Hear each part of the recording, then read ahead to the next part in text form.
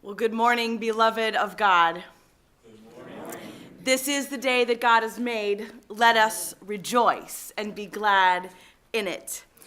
Welcome to the Kent United Church of Christ, an open and affirming congregation that claims with all our hearts that whoever you are, wherever you are on life's journey, you are welcome here, and we mean it.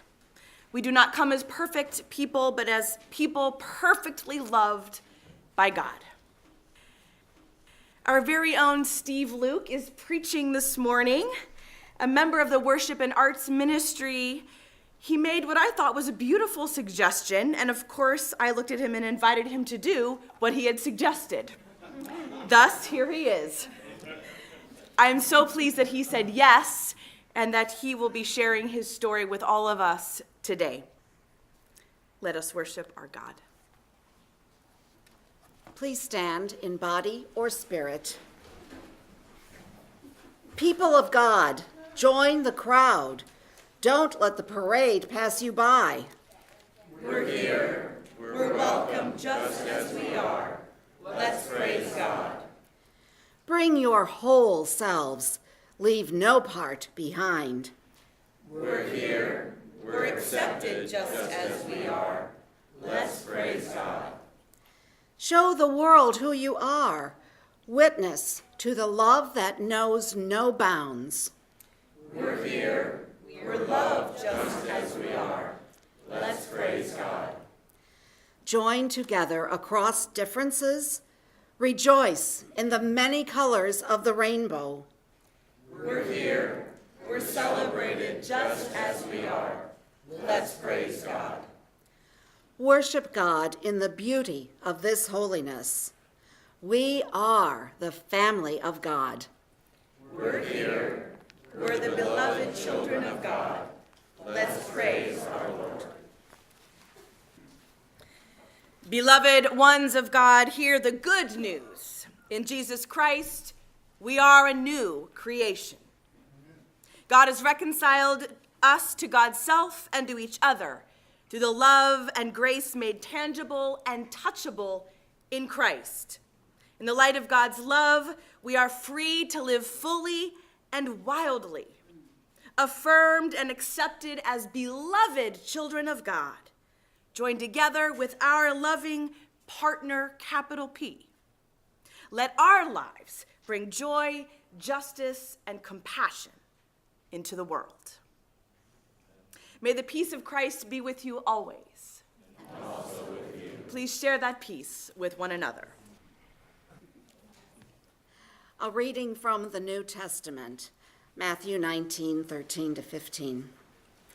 Then the little children were brought to him in order that he might lay his hands on them and pray. The disciples spoke sternly to those who brought them, but Jesus said, "Let the little children come to me, and do not stop them, for it is to such as these that the kingdom of heaven belongs." And he laid his hands on them and went on his way. Here ends the reading from God's word. Thanks be to God, who is still speaking. You know you might be a Lutheran if you hear something really funny and smile as loud as you can. You know you might be a Lutheran if you tap a church visitor on the shoulder and say, "Excuse me, but you're in my seat." You know, I'm sorry. Holy Humor Sunday was last week. But I'm just warning you, you're going to hear a lot about Lutherans over the next, 45 minutes? Oh, that's too long? Okay. Then we better get started. Does anyone know what this is? Label maker, exactly, very good. You know, I don't know if they still use label makers. I had to rummage through a cabinet at home to find one, but I knew we had to have one because Scott has 1 or 100 of anything you may need. You should see our basement. People use labels to define us. One Sunday, the current bishop of the Northeast Ohio Synod of the Evangelical Lutheran Church in America was at our church in Canton, and all of a sudden during his sermon, I hear him say, "Steve Luke, WHBC News." He said that was my identity, almost to the point that was my full name, Steve Luke, WHBC News. Other labels we may put on people are young, old, white, black, rich, poor, liberal, conservative, gay, straight, Christian, non-Christian. Of course, more than one of those labels may apply to the same person. Now, what about that label, gay Christian? Well, I'm one, so here is some of my story. My faith journey began as an infant at Martin Luther Lutheran Church in downtown Canton. It would become a major part of my identity. I would later attend McKinley High School right next door. That would also become an important part of my identity. So once you are a bulldog, you are always a bulldog. My parents brought me to church and Sunday school every week. Ephesians 6, verse 15 in the Way says, "Wear shoes that are able to speed you on as you preach the good news of peace with God." It reminds me of my favorite song I learned in Sunday school, "Sermon in Shoes." Anyone else learn that? No? I'm not singing it. Go to YouTube and find the videos. So I am a sermon in shoes this morning with no socks. As Jackie just read in Matthew 19, verse 14, but again, this is in the Way, which was used by those of us who were young back in the 1970s, when I had jet black hair. Jesus says, "Let the little children come to me, and don't prevent them, for such is the kingdom of heaven." My faith has been simple and childlike. Since the day I was in church as a little boy, and during the service, I said to my mom, "Well, when am I going to get my own Bible?" She probably shushed me like any good Lutheran mother would do, so I didn't pursue it. Later that same day, we went to my grandma and grandpa Luke's house. My grandma picks up this Bible, asked me, "Do you have your own Bible?" I was like, "No." "Then take this one," she said. I was like, whoa. My grandma Luke let me eat her homemade cookies, but that was about it. So when she gave me one of her Bibles, I knew right then and there God was real. True story, I swear. As I grew up and became a college student right here at Kent State University, I would come home most weekends and went to church. At this point in my life, I knew I was gay, but never once did I talk to anyone about it. I would walk down to the student center. I would see the words "Kent Gay Liberation Front" on one of the windows. How badly I wanted someone in there to see me looking and ask me to come in. Didn't happen. So at school, at home, and at church, I remained silent. Now, though, not all young people are staying silent. I'm sure by the title of this video that you can tell what it's about. And I'm very nervous, excited, and scared for this huge step in my life.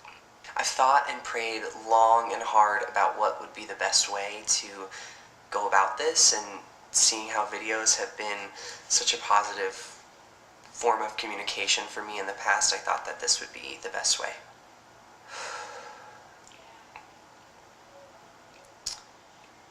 I am a Christian, and I am gay. Just hearing those words and knowing that all of you are going to hear it is so liberating. I can't imagine the courage it took for him to do that, because all I know is at that age, I didn't have it. Didn't have it. But the shyest boy you ever met would soon become a passionate, don't hold anything back church leader. That transformation began when the pastor who was at our church when I was a child returned to Martin Luther. He was an innovative, creative man who made our church the talk of the city at that time.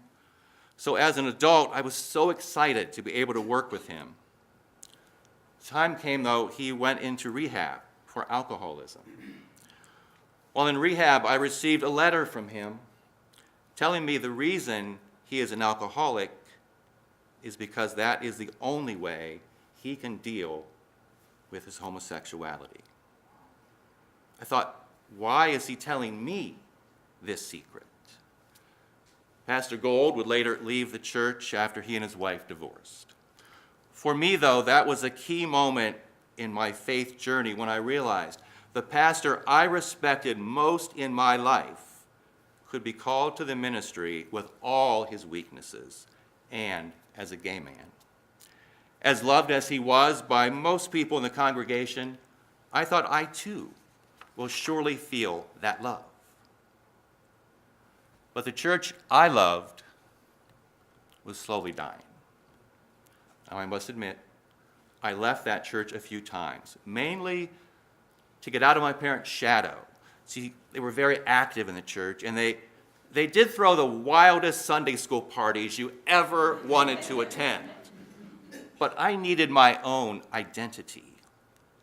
But I knew that church was still at 701 Walnut Avenue Northeast and would be there whenever I was ready to come home. Once I did return home, I served my first of many, many terms as president of the congregation. When I remembered past church council presidents, I thought of all the people I respected growing up and never imagined this shy little boy would ever fill their shoes. But I told myself, I am going to be the person to save this church. Scott, a lifelong Presbyterian, would enter my life, and I learned of his musical talents. I wanted our church to be unique like it was when I was a child, and the first place to start for me was music. We formed a contemporary singing group called the Joy Team. We began a Saturday evening contemporary service, Voices in the City, which was meant for the unchurched or people not comfortable with the formal Lutheran worship style. Now, the winds of change were blowing through the church, and if there is one thing Lutherans don't like, it is change. The organist choir director left. The Joy Team replaced the choir. Now, you have to understand, my dad used to call the choir the Agony Six.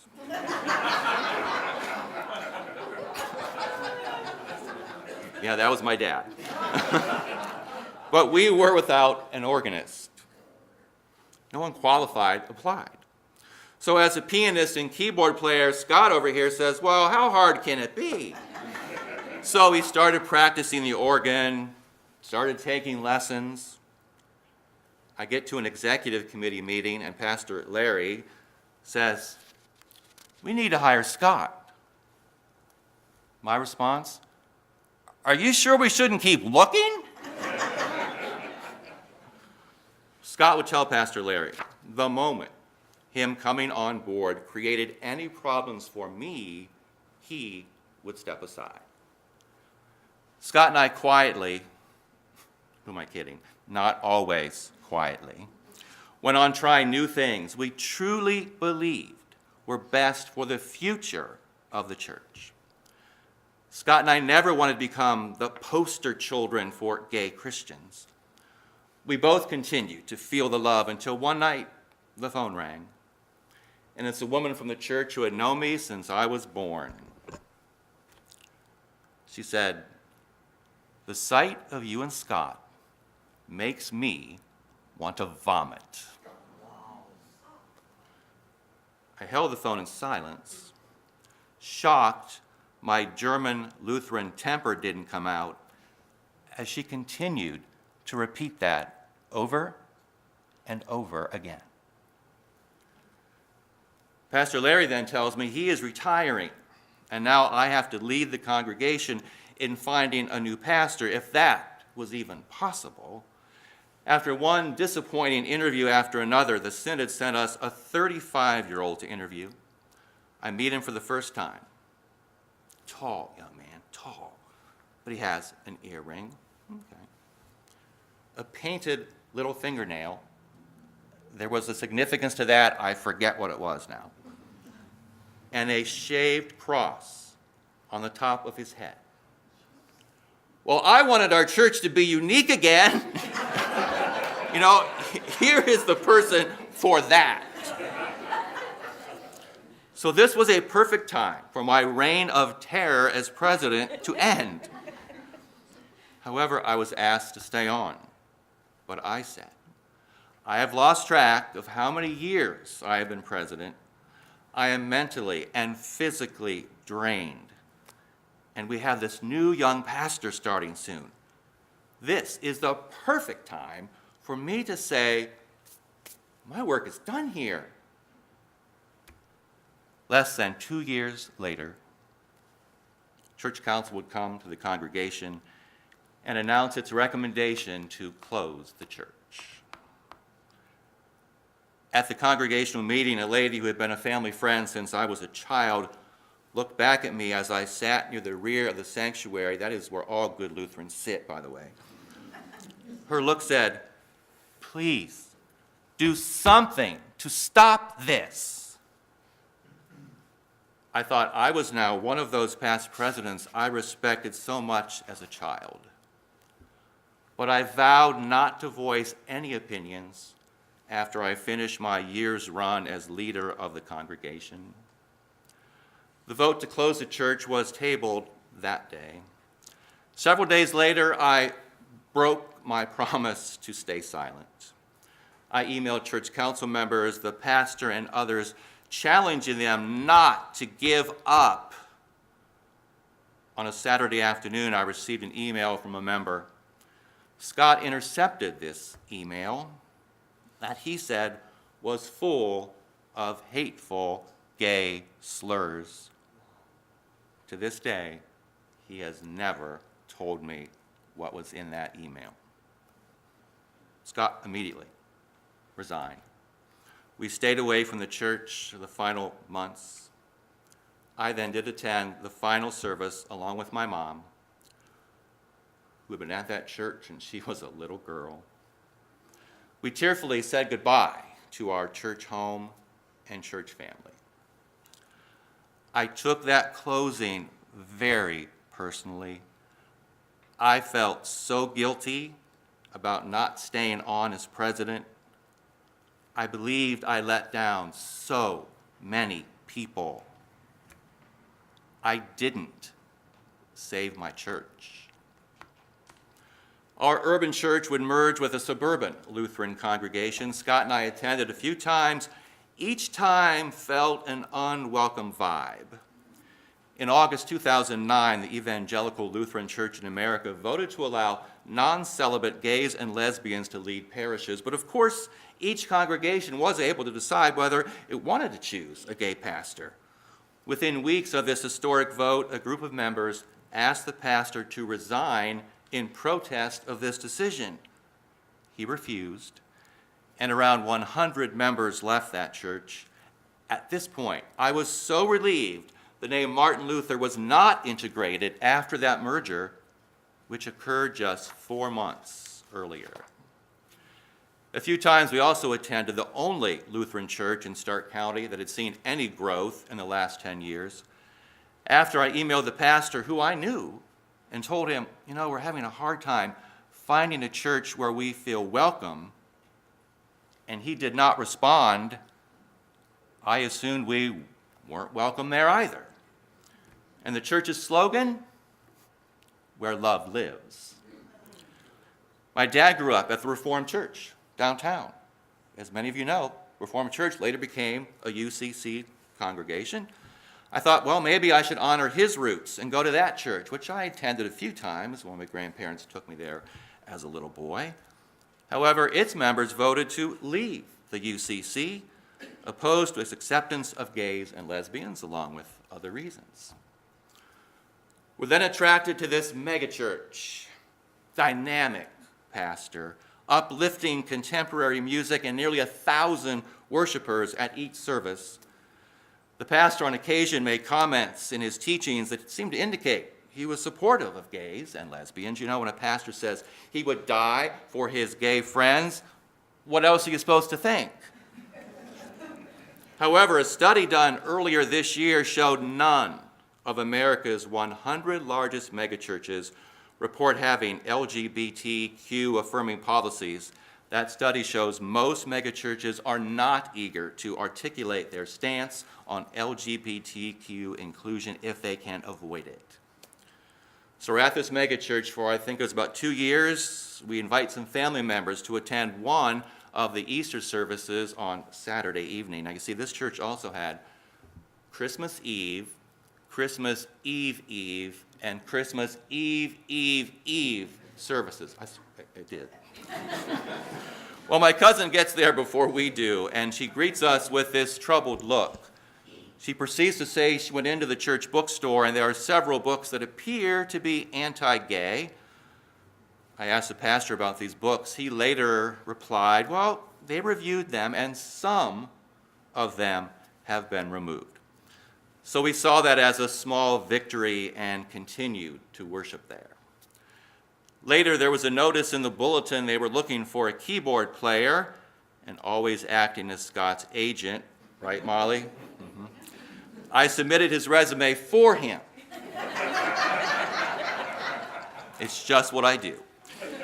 He would meet with the worship leader, and Scott would tell him about his partner. The worship leader asks, is your partner a woman or a man? Scott says, a man. Worship leader then says, well, I'll have to pray about it.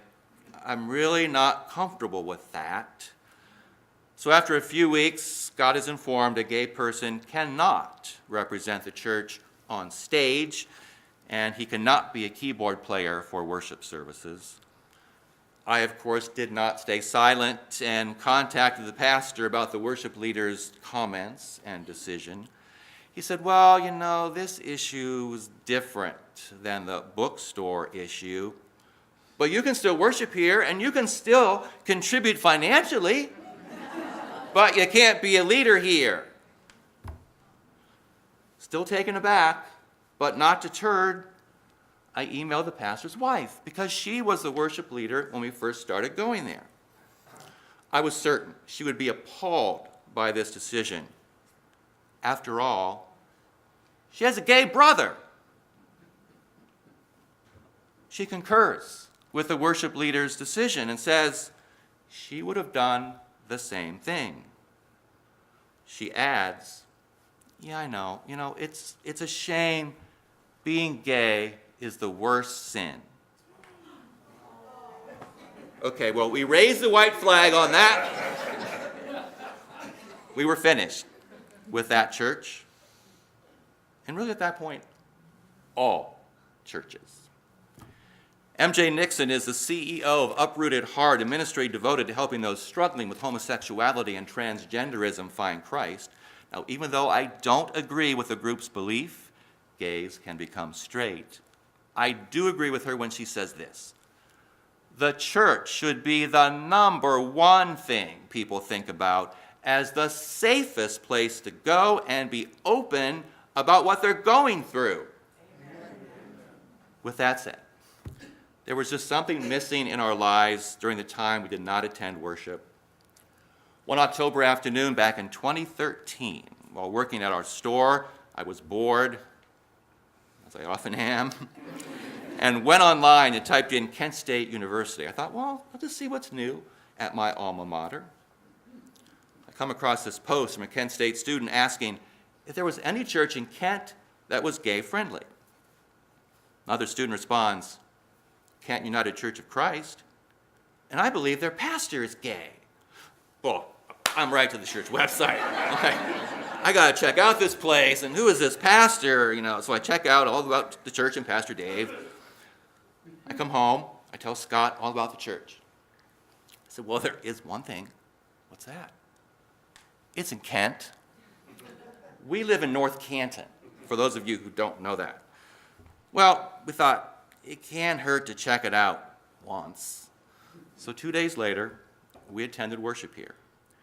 After the service, we left out a side aisle and right out the front door, not knowing if we would ever return. As we drove back down Route 43, we had two thoughts. Number one, thank goodness no one spoke to us.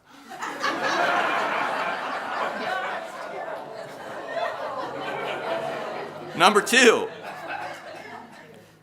where were all the gays besides the pastor? But, that was okay, because we weren't looking for a gay church. We wanted a church where we would be treated the same as any couple, just like Ruth and Glenn. Now, that might not be the best example, I don't know.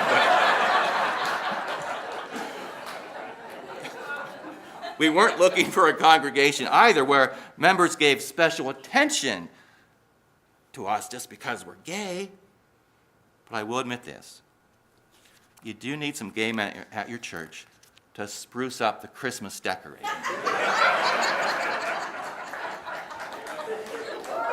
And we were happy to take that on. So despite the distance, though, we returned again and continued to worship here, in part because it made me feel young again. Because I spent most of my Kent State years, right here, right, next door at what was then called the Music and Speech Building. I know that dates me. But the main reason, though, was Pastor David was openly gay, and this congregation still called him as its pastor. But after being battle-worn and wounded, we told each other if we continued to stay here, we would be clocking in and clocking out.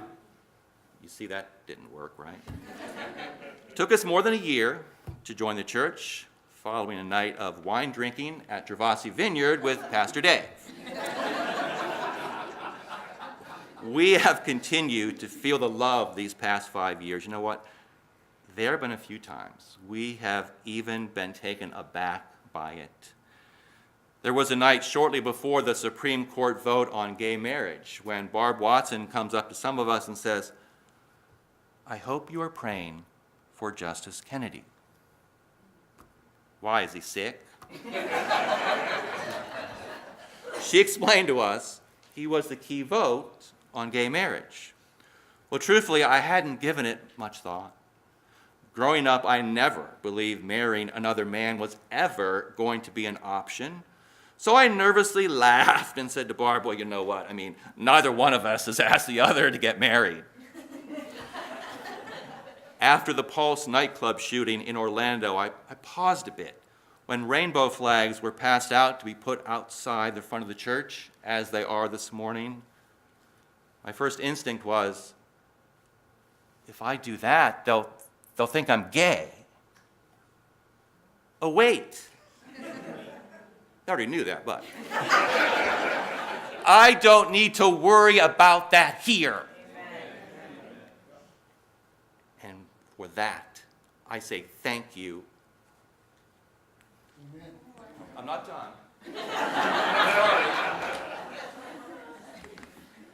For the last 2.5 years, I've had more joy and peace than I've ever had in my entire life. And it's all happened in a community of Christians. Christians full of love. And I will not fail to recognize that my joy and my hope and my freedom has come from the love of Jesus that's been shown to me by his followers. This love that's been shown to me by the church. And whoever you are, whether you're straight or gay or Christian or non-Christian, this love is what's going to set us all free. And so I'm going to say something that you probably don't hear most gay people say. Thank you, church. Thank you for my freedom. Thank you for your love. I love you too. I am wrapping up, truthfully. I'm often asked how we ended up here. I say God sent us here. There is no other explanation. How else do you explain being a member of a church in Kent, at a church you may have noticed 40 years ago as a college student? If someone told me back then, "You will be a member of that church," I would have said, "You have been smoking too much pot." My hope is someday. We don't need groups like PFLAG. I'm sorry, Arthur. We don't need congregations to say they are open and affirming. And we don't need people like me to stand up here and say they are a gay Christian. I'm not likely to see it in my lifetime. But I pray the day will come when we no longer label people as a way to identify them. And we can throw our label makers in the trash can.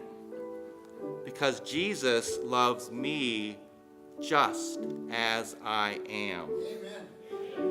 And Amy, he loves you just as you are. Katie, he loves you just as you are.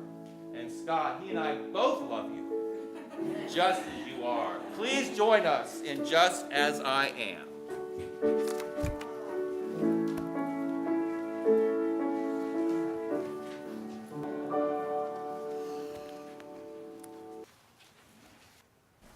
May God's Spirit inspire you to play in the midst of fear, to laugh in the midst of hate, to dance in the midst of injustice, doing everything you do in the name of Christ with style and grace until we turn the world upside down with love.